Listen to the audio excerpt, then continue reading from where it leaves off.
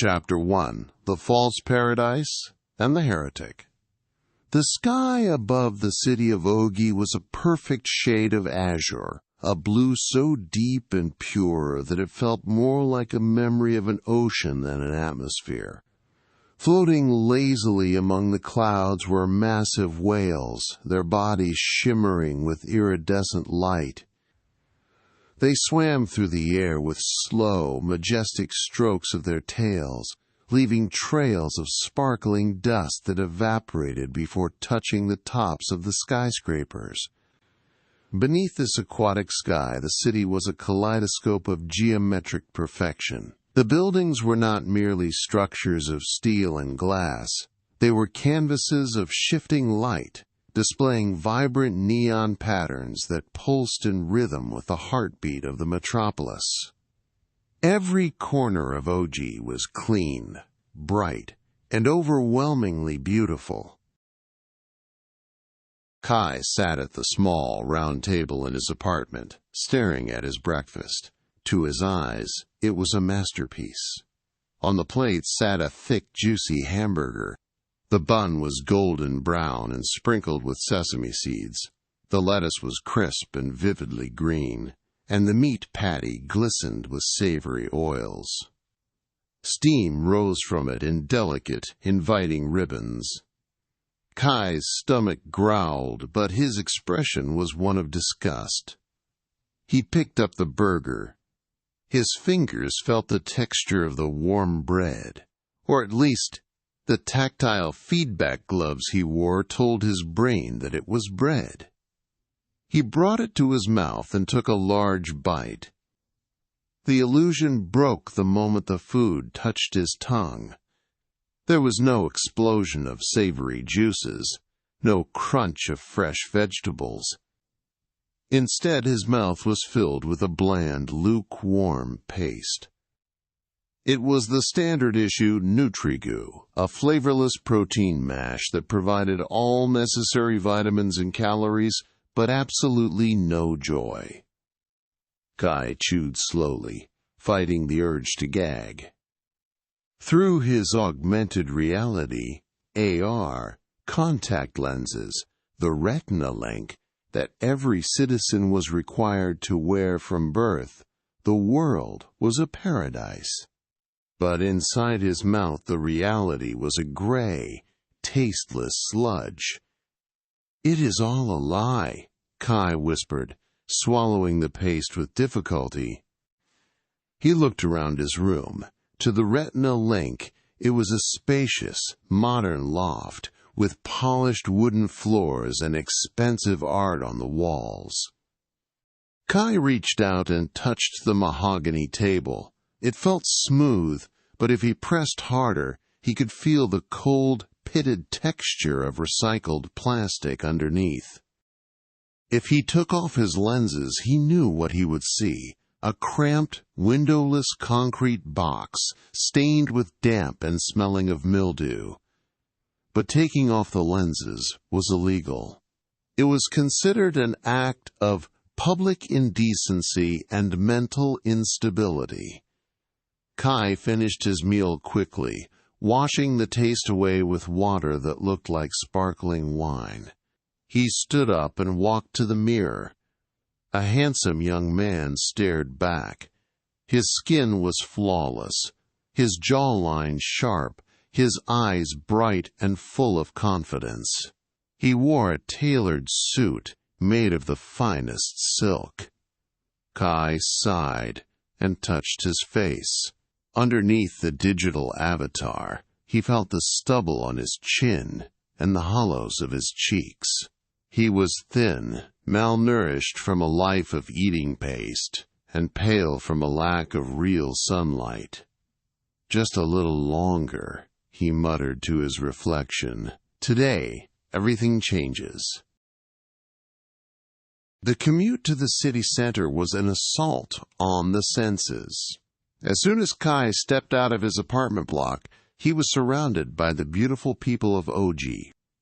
Men with the bodies of Greek gods walked with women who looked like supermodels. They laughed and chatted, their voices melodious. The streets were lined with cherry blossom trees that were permanently in full bloom, shedding pink petals that vanished the moment they hit the ground.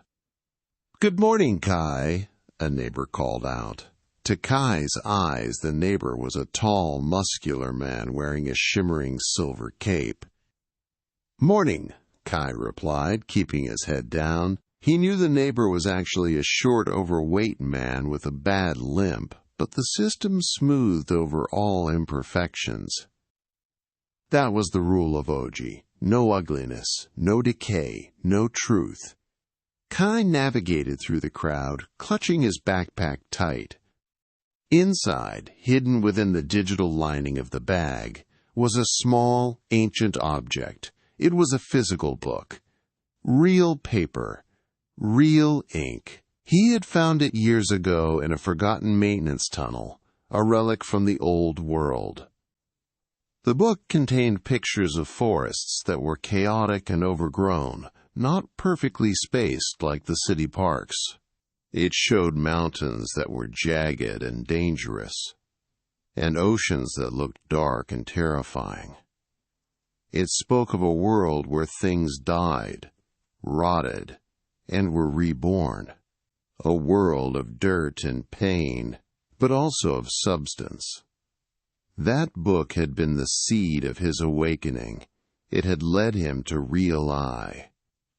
Real I was a small underground group, a gathering of heretics who believed that humanity was slowly dying inside this digital womb. They communicated through encrypted analog frequencies, whispering about the true world that existed beneath the holographic overlay. The human spirit cannot thrive on illusions. The leader of Real I had told him during their secret meetings. "We are eating shadows and calling it a feast. We must break the shell to be born." Kai was not a leader. He was not a warrior. He was a janitor, a low-level maintenance worker for the Central Administration Bureau. In a world where everything was digitally rendered, physical dirt still accumulated, unseen but present. Someone had to sweep the dust that the holograms hid. Someone had to unclog the toilets that the beautiful avatars used. Because of his lowly status, Kai was invisible. The security algorithms ignored him. The elite citizens didn't even glance his way. He was part of the background, like a trash can or a street lamp. And that made him the perfect weapon. The Central Administration Bureau was the tallest building in OGIE. It was a spire of pure white light that seemed to pierce the heavens. This was where the master server resided, the massive quantum computer that projected the reality of the city and managed the retina links of 2 million citizens. Kai entered the service entrance around 11 a.m. He wore his gray maintenance uniform, though to anyone looking at him, he appeared to be wearing a sleek, professional technician's outfit. "ID scan," a robotic voice announced at the checkpoint. Kai held up his wrist. The sensor beeped green. "Welcome, Maintenance Unit 402. Area Assignment, Sector 9, Server Core Cooling Vents."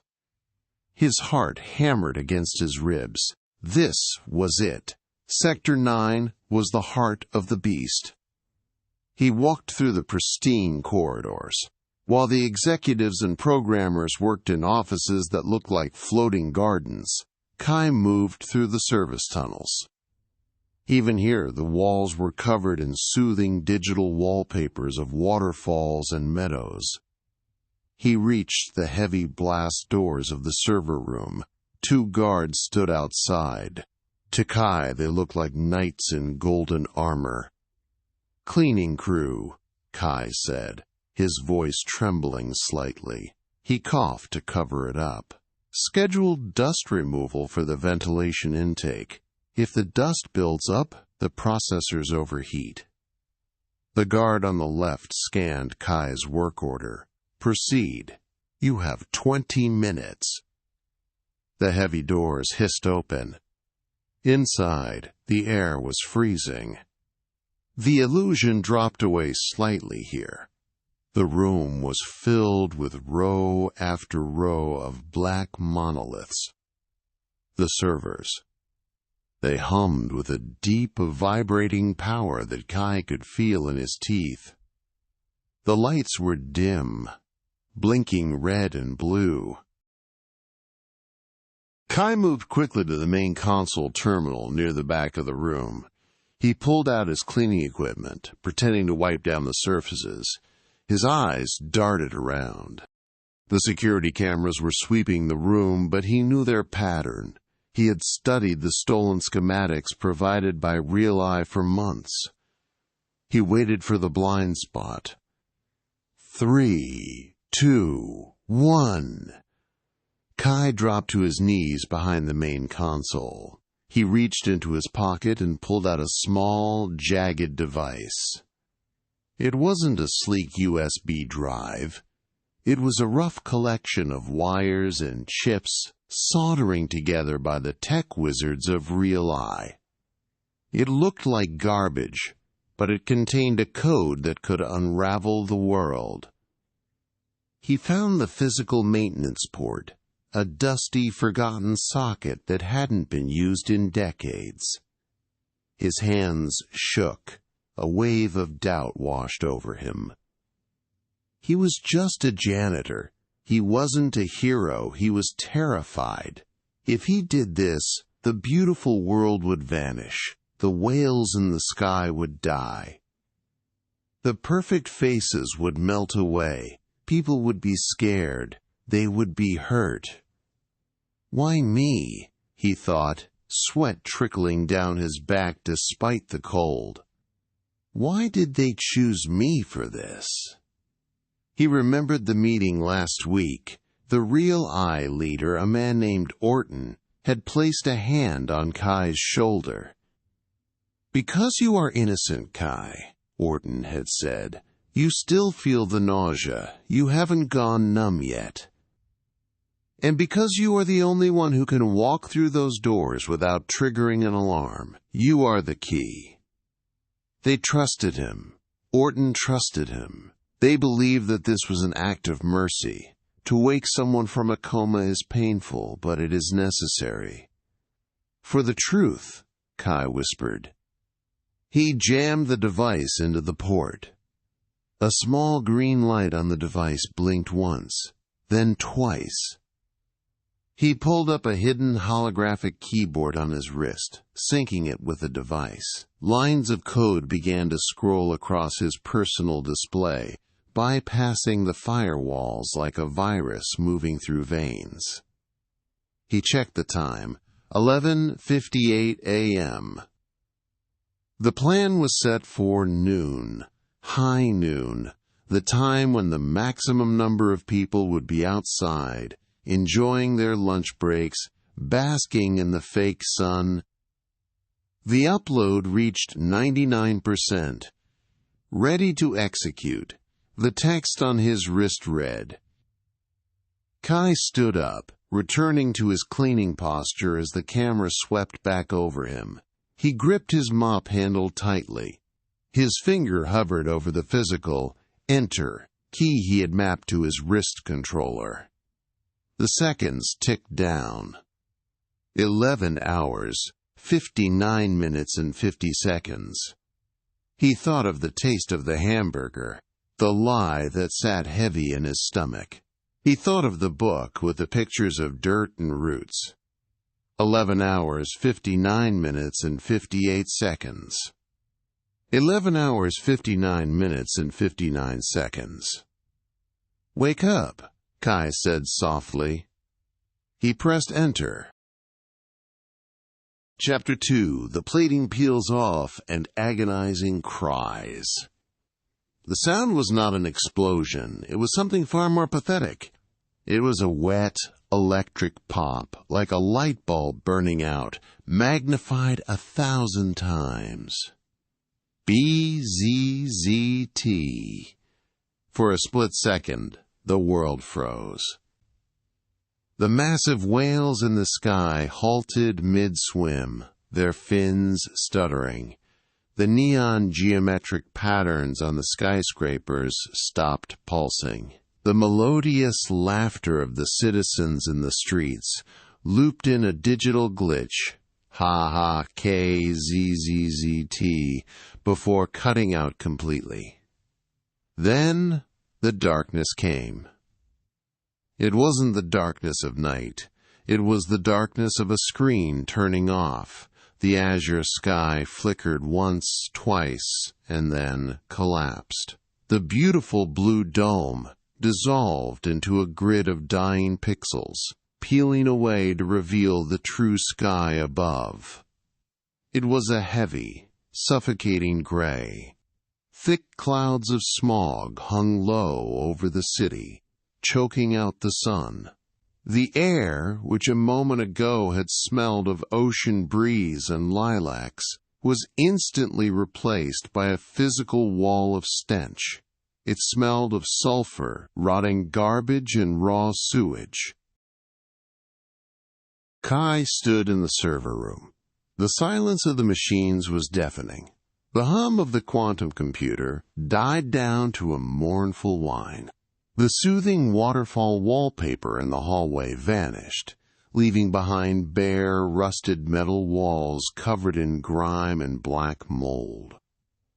"It's done," Kai breathed, his heart racing with a mixture of terror and exhilaration. "The spell is broken." He scrambled out of the server room. The two guards who had looked like golden knights were now slumped against the wall. Their armor was gone. They were just men in dirty gray jumpsuits, holding plastic batons instead of laser spears. One of them was scratching a rash on his neck, looking around in confusion. "System failure," the guard muttered, his voice hoarse. "Reboot. Initiating reboot." Kai ignored them and ran toward the main exit. He had to see it. He had to see the people waking up. He had to see their gratitude. He burst out of the Central Administration Bureau and onto the Grand Plaza. 5 minutes ago, this plaza had been a shining marvel of white marble and floating fountains. Now Kai's boots landed in a puddle of brown sludge. The marble was actually cracked concrete, stained with years of oil and filth. The fountains were dry, filled with trash and dead rats. But the landscape was not the most horrifying change. It was the people. The beautiful people of OGIE were gone. In their place stood a horde of ghosts.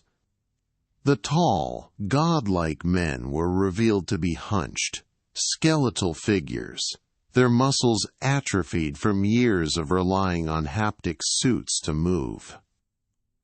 The supermodel women were pale and sickly, their skin covered in sores and boils caused by the unwashed suits they never removed. Their silk clothes were actually rags, gray and threadbare. Their hair, which had appeared glossy and styled, was matted with grease and dirt. A woman near Kai, who had appeared to be wearing a gown made of diamonds, was now shivering in a torn plastic poncho. She looked at her hands. They were thin, bony, and covered in liver spots. "My hands," she whispered. Her voice was not melodious anymore. It was cracked and dry. "Where are my rings? Why are my hands so ugly?" A man next to her, who had been a handsome youth in the simulation, turned to look at her. He was actually a middle-aged man with rotting teeth and a missing eye. "Monster!" the man screamed, recoiling from her. "Get away from me! What are you?" "Don't look at me!" the woman shrieked, covering her face with her skeletal hands. "System! System! Restore my avatar! I don't want to be this!" Panic rippled through the crowd like a shockwave. It was not the awakening Kai had imagined. There was no wonder, there was no relief. There was only raw, unfiltered horror. People began to scream. It was a collective wail of despair that echoed off the ruined buildings. They tore at their own clothes, clawing at their faces as if trying to peel off a mask that wasn't there. They were addicts who had been stripped of their drug in a single violent second. "My eyes, it burns," someone yelled. The real smog was stinging their eyes, which were unaccustomed to unfiltered air. "I'm hungry." "Why does it smell like death?" another cried, vomiting onto the cracked pavement. Kai stood at the top of the stairs, looking down at the chaos. His smile faltered. This wasn't right. Why weren't they happy? He had given them the truth. He had given them freedom. Suddenly, a loud mechanical drone filled the air. Huge, rusted drones, which had been invisible behind the holographic sky, descended from the smog. They hovered over the screaming crowd, their speakers crackling to life. "Attention, citizens! Critical system failure detected." A monotone, artificial voice boomed. "Do not panic. Reality restoration in progress. Please remain calm. Return to your residential units immediately. Enter your sleep pods until visuals are restored. Compliance is mandatory." "No!" Kai shouted. He stepped forward, raising his arms high. He wanted to be the prophet they needed. "Don't listen to the machines!" Kai screamed, his voice straining against the cacophony of the crowd. "Look around you! Look at the sky! It's gray, but it's real! Look at the buildings! They are broken, but they are solid." A few people near the stairs stopped screaming and looked up at him. Their eyes were wide with madness and confusion. "We are free," Kai continued, tears streaming down his face. "We don't have to eat paste and pretend it's steak anymore. We don't have to lie to each other. We can rebuild this city with our own hands. We can be human again." He pointed to the woman in the torn poncho. "You are not ugly. You are alive. That is what matters."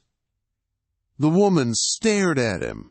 Her eyes narrowed. She didn't see a savior. She saw a thin, dirty young man in a janitor's uniform standing amidst the wreckage of their paradise. "You," she hissed, "you did this." Kai froze. I set you free."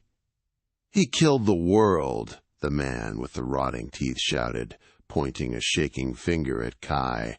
"I saw him come out of the server tower. He turned off the sun." The mood in the plaza shifted instantly. The terror curdled into hatred. The crowd needed something to blame for their pain, for their ugliness, for the smell of the sewage. And Kai was standing right there. "Give me back my face!" a teenager yelled, hurling a piece of concrete debris at Kai.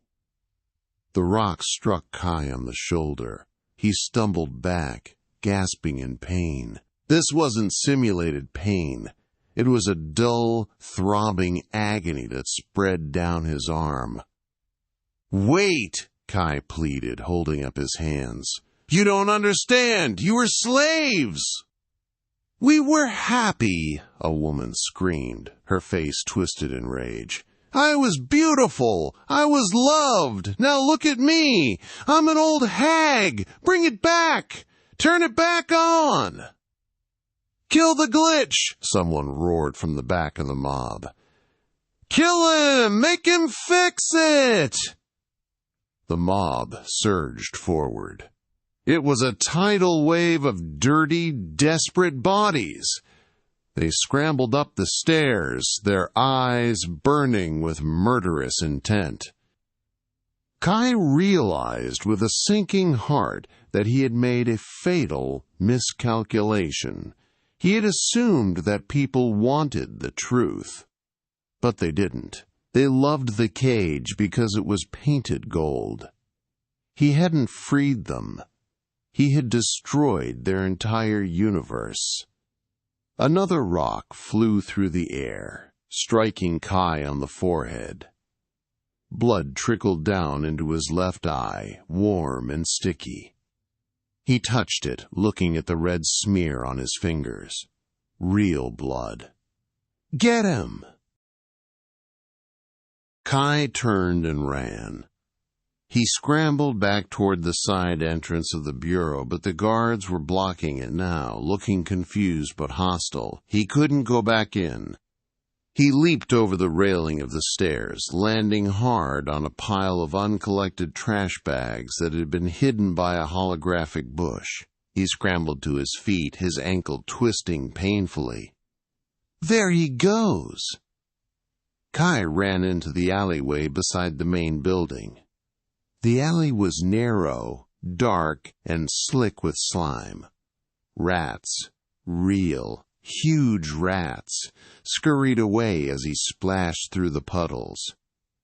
He could hear the mob behind him, their footsteps echoing like thunder. They were howling like wolves. He pushed past rusted dumpsters and navigated through a maze of pipes that hissed steam. He knew these service routes better than anyone. He had cleaned them, or pretended to clean them, for years. But without the AR overlay, everything looked different.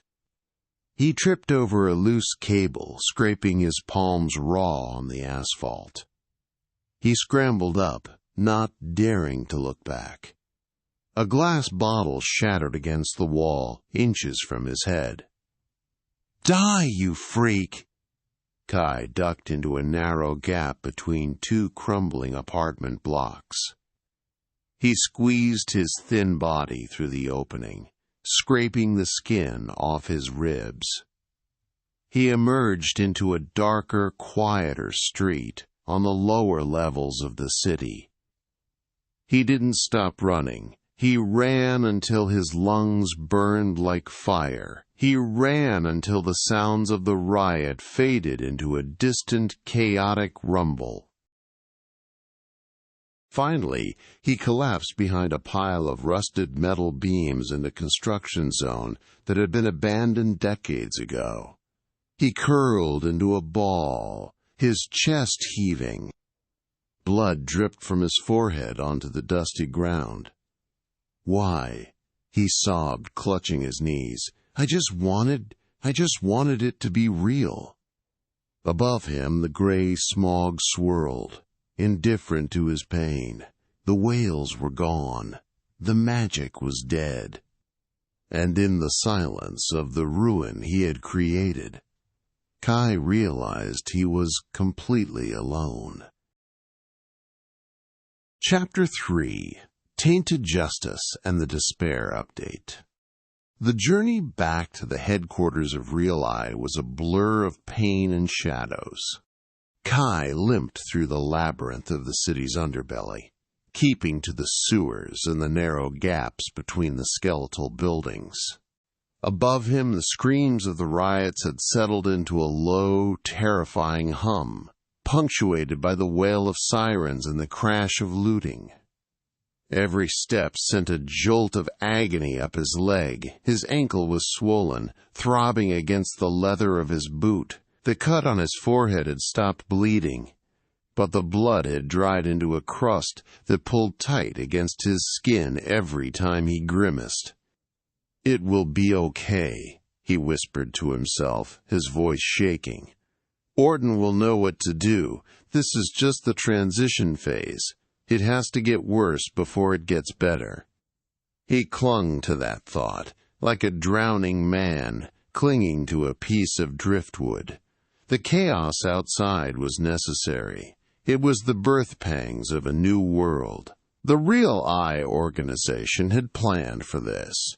They would have supplies, medical aid, and a plan to calm the people down and teach them how to live in reality. He reached the secret entrance, a rusted hatch located behind an old water treatment plant in Sector 4. He tapped the rhythmic code on the metal surface. Tap, tap, pause, tap, tap, tap. A moment later, the heavy bolts groaned and the hatch creaked open. Kai tumbled inside, landing on the cold concrete floor. He gasped for air, the smell of damp earth filling his lungs. "I did it," Kai wheezed, looking up into the dim light of the corridor. "Orton, I did it." The guard at the door looked down at him. It was a massive man named Brutus, who usually greeted Kai with a stoic nod. Today, Brutus was grinning. "Yeah, you sure did, kid," Brutus said.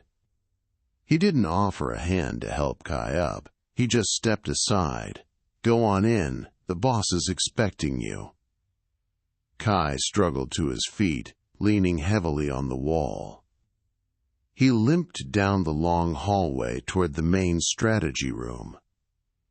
He expected to hear tense whispers, the frantic typing of code, the sounds of a revolution fighting for survival. Instead, he heard jazz music. Smooth, analog jazz, playing from a real vinyl record player. And laughter, loud, boisterous laughter. Kai pushed open the door to the strategy room and froze. The room, usually cluttered with schematics and manifesto drafts, had been transformed. The tactical tables were cleared of maps. In their place stood bottles. They weren't the plastic pouches of synthetic alcohol the workers drank. These were glass bottles with paper labels. They were dusty and dark, vintage. Orton sat at the head of the table. The leader of the resistance, the man who had preached about the sanctity of truth and the evils of the corporate illusion, was leaning back in his chair, his feet resting on the table. He was holding a glass of deep red liquid. He swirled it, watching the legs of the wine drip down the side of the glass. "Ah, the hero returns," Orton announced, raising his glass. "To Kai, the man with the golden finger." The other members of the inner circle, about 5 of them, cheered and raised their own glasses. They looked flushed and happy. There was no urgency in their movements, no concern for the riots burning the city above their heads. Kai stood in the doorway, blood dripping from his chin onto his dirty uniform. "Orton, what is this?" Orton smiled, his teeth stained slightly purple from the wine. "It's a celebration, Kai. Come in, have a drink. This is a Cabernet Sauvignon, pre-collapse vintage. Do you know how much a bottle of this costs? It costs more than your entire lifetime's salary." "Celebration?" Kai's voice trembled. "Have you seen outside? The people? They are panicking. They are hurting each other. They are terrified." "Of course they are," Orton said dismissively. He took a sip of the wine and sighed with pleasure. "That's the market reaction. Volatility. It's to be expected." "Market reaction?" Kai limped forward, his confusion turning into a cold dread. "We freed them. We broke the illusion. Now we have to help them build the truth. Where are the emergency supplies? Where are the broadcast units to calm them down?" The room went silent. The other members exchanged amused glances. Orton set his glass down slowly. "Oh, Kai," Orton said, his voice dripping with condescension. "You sweet, simple boy. You really believed the manifesto, didn't you?" "What?" Orton stood up and walked over to a large monitor on the wall. He tapped a key and the screen flared to life. It didn't show the streets. It showed a graph, a stock market graph. One line was plummeting straight down in red. Another line was shooting straight up in green. "Look at this," Orton said, tracing the red line.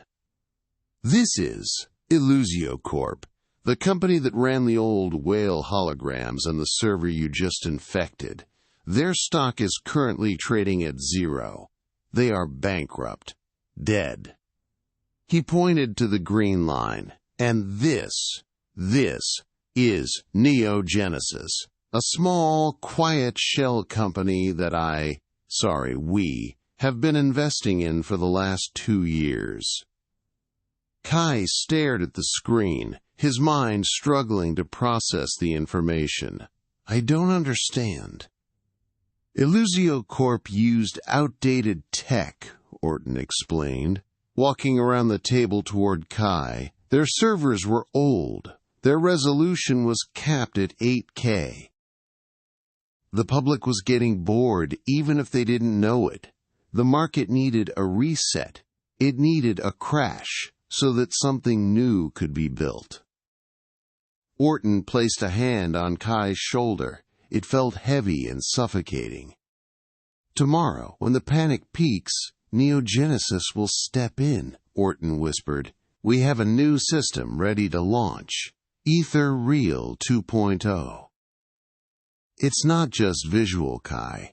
It stimulates the pleasure centers of the brain directly. It's brighter, louder, and 10 times more addictive. And thanks to you, the city government will have no choice but to buy our contract. We will own reality." Kai stepped back, shrugging off Orton's hand as if it were a poisonous spider. You used me," Kai breathed. "You don't care about the truth. You don't care about the nature of humanity." "Truth?" Orton laughed, a harsh, barking sound. "Kai, look at yourself. You're bleeding. You're starving.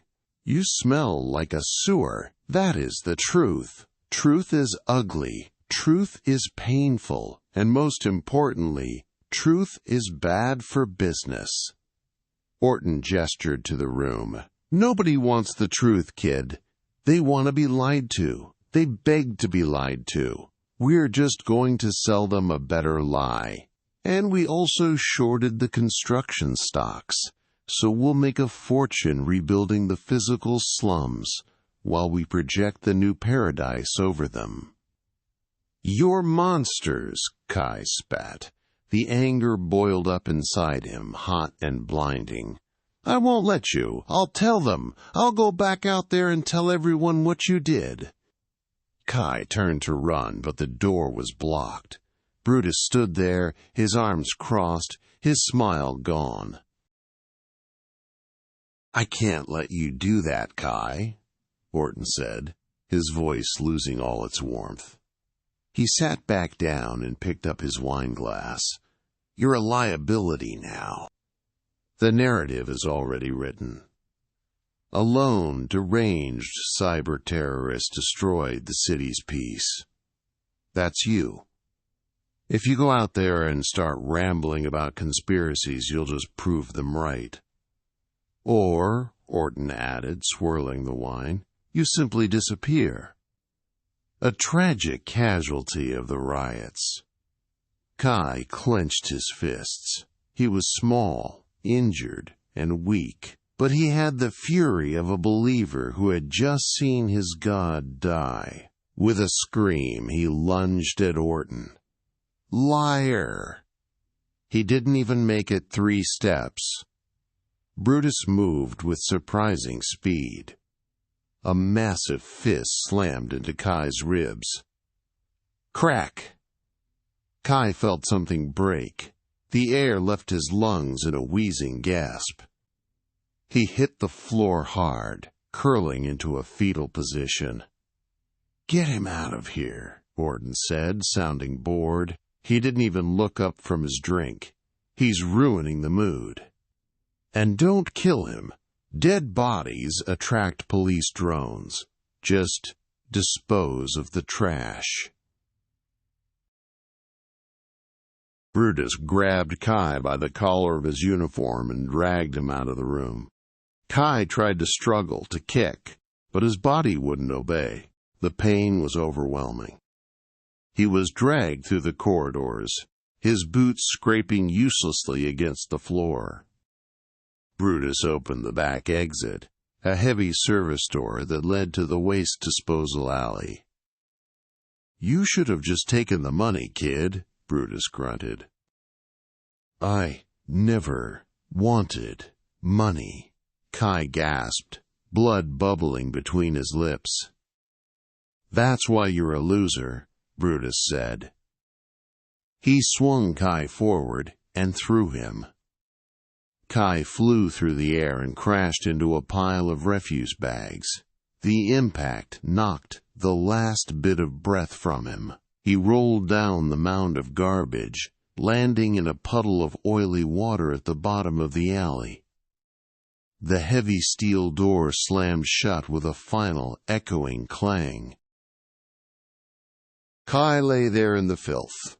Rain began to fall from the gray, smog-choked sky. It was acid rain, stinging his open wounds like thousands of tiny needles.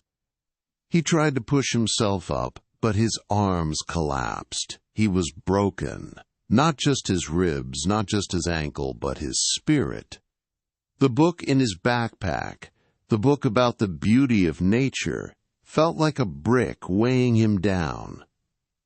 There was no revolution. There was no awakening. There was only the buying and selling of dreams. Kai closed his eyes, the bitter taste of reality mixing with the blood in his mouth. He lay still as the trash and the rain buried him, just another piece of debris in a city that had already moved on to the next update. Chapter 4. The Transparent Drifter. 3 months had passed since the event the media now called the Blackout Terror. The city of OGIE had not only recovered, it had mutated. The sky was no longer just a calm azure. It was a shifting canvas of impossible colors, violence, purples, burning oranges, and electric greens that danced in patterns designed to stimulate dopamine production. The whales were back, but they were no longer simple sea creatures. They were golden, mechanical leviathans that sang songs of consumption and obedience, their voices vibrating in the very bones of the citizens. The new operating system, Ether-Real 2.0, brought by the benevolent saviors at Neogenesis, was a masterpiece of suppression. It didn't just overlay beauty on top of the world, it actively erased ugliness. The streets were cleaner than ever, or so it appeared. There was no trash, no rust, and absolutely no poverty. If a wall was crumbling, the retina link simply replaced the image of the crack with a seamless marble texture. If a pile of garbage sat on the curb, the system identified it as visual noise and replaced it with a decorative digital flower bed. And if a person was undesirable? If a person was dirty, broken, or poor, the system had a solution for that too. In a dark, narrow alleyway wedged between 2 glowing skyscrapers, a lump of gray rags lay curled against the wall. This was Kai. He was unrecognizable from the young, idealistic man who had walked into the server room 3 months ago. His maintenance uniform was shredded and black with grime. His hair was long and matted, hanging over a face that was gaunt and hollow. His left leg was bent at an unnatural angle, the bone having healed poorly after being crushed during the riots. He could no longer walk. He could only drag himself. Kai shivered. The winter winds were blowing through the canyon of buildings, biting into his exposed skin. He watched the mouth of the alley. People passed by on the main street. They walked with a strange, gliding gait, their eyes glazed over with pleasure as they interacted with invisible menus and phantom friends. A businessman in a sharp, glowing suit turned the corner and walked into the alley, looking for a shortcut. He walked briskly, his eyes fixed on a floating stock ticker that only he could see. He was heading straight for Kai. Kai didn't move. He didn't have the strength to shout. He just flinched, expecting to be kicked or yelled at. But the businessman didn't stop. He didn't slow down. He didn't even look down. Just as the man's shiny shoe was about to strike Kai's broken leg, the man simply stepped to the side. It was an automatic, unconscious adjustment. To the businessman, Kai was not a human being. The Ether-Real 2.0 system had identified Kai as non-essential matter. In the businessman's vision, Kai was perhaps rendered as a large rock, or a stack of crates, or simply a blurred patch of gray pixelation, a mosaic meant to be ignored. The man walked past, the hem of his coat brushing against Kai's face. He didn't smell the stench of Kai's unwashed body because the nasal implants filtered that out too. Kai was not dead, but he had ceased to exist. Night fell, and the city became even brighter. The neon lights were so intense that they banished the concept of darkness. Kai reached into the deep pocket of his rags, his fingers, stiff with cold, wrapped around the only thing he had left, the glasses. They were old, analog spectacles with cracked lenses, taped together at the bridge. They were the only device in the city that was not connected to the network. With trembling hands, Kai lifted them to his face. He hooked the wireframes over his ears. Instantly the world changed. The golden whales vanished. The shifting, drug-like colors of the sky disappeared, replaced by a suffocating blanket of heavy, black smog. The glowing marble walls of the alley became wet, slimy brick, covered in graffiti and mold. And the flower bed near his feet revealed itself to be a rotting pile of food waste and plastic bags. A large gray rat scurried out from the trash. It paused, looking at Kai with beady black eyes. It twitched its nose, smelling him. Kai stared back at the rat. He smiled, a cracked, painful smile. "Hello," he whispered. His voice was like dry leaves scraping together. "You are real." The rat didn't care about holograms. It didn't care about stock prices. It was just a hungry, living thing surviving in the dirt, just like him. Kai looked down at his own hands through the lenses. He saw the dirt under his fingernails. He saw the scabs on his knuckles. He saw the shivering of his own skin. Without the glasses, through the city's filters, he knew he probably looked like a decorative statue or a glitch in the code. But with the glasses, he was a dying man. "It's ugly," Kai murmured, tears welling up in his eyes. The tears were hot, leaving clean tracks through the grime on his cheeks. "It's so ugly." He took a deep breath, inhaling the sharp, metallic scent of the smog. It made him cough, a violent spasm that rattled his broken ribs. "But it's here," he gasped. "It's true." A sound grew in the distance. trumpets, drums, synthetic cheers. It was a parade. The Festival of Renewal was passing through the main avenue. Huge holographic floats, depicting the heroes of Neo-Genesis defeating the dark terrorists, glided down the street. Kai dragged himself to the edge of the alley. He wanted to see. The floats were blindingly bright. He saw a holographic version of Orton, the leader of Real Eye, standing atop a golden tower, waving to the adoring crowds. The avatar of Orton was 10 feet tall, muscular, and glowing with divine light. The real Orton was probably in a penthouse somewhere, drinking vintage wine and laughing at them all. Children ran alongside the parade, their eyes wide with wonder. They chased after digital butterflies that trailed behind the floats.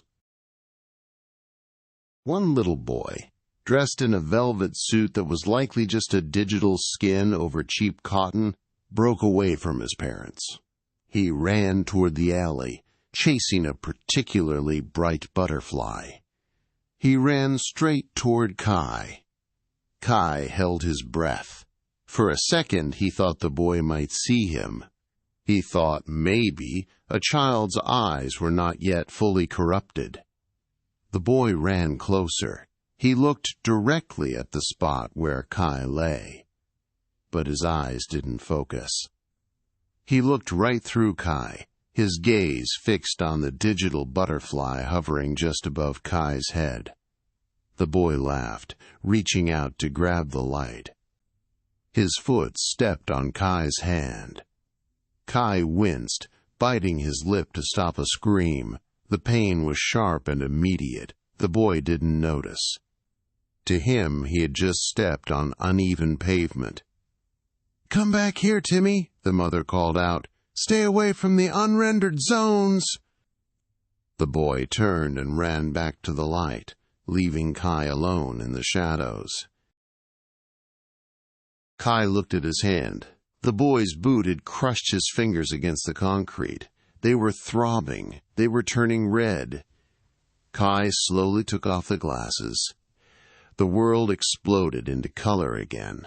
The smog was gone. The rot was hidden. The pain in his hand remained, but to the world it was invisible. He lay his head down on the cold, hard ground. He pressed his cheek against the cracked concrete. It was freezing. It was rough. It scraped his skin. He closed his eyes. "It hurts," he whispered into the darkness of his own mind. "I am cold. I am hungry." A single tear escaped his closed eyelid, sliding down to the pavement. "Ah," he sighed, a final, long exhalation.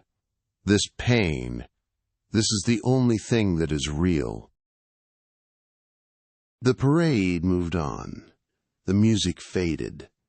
The golden whales swam silently overhead, casting their beautiful, fake light over the city.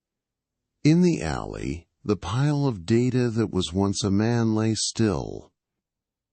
To the passing citizens, he was nothing more than a minor texture error in the background, a small patch of gray that the system would eventually delete. And until then, nobody stopped, nobody looked, nobody cared. Thank you for watching! I hope you enjoyed the video and it helped you improve your English.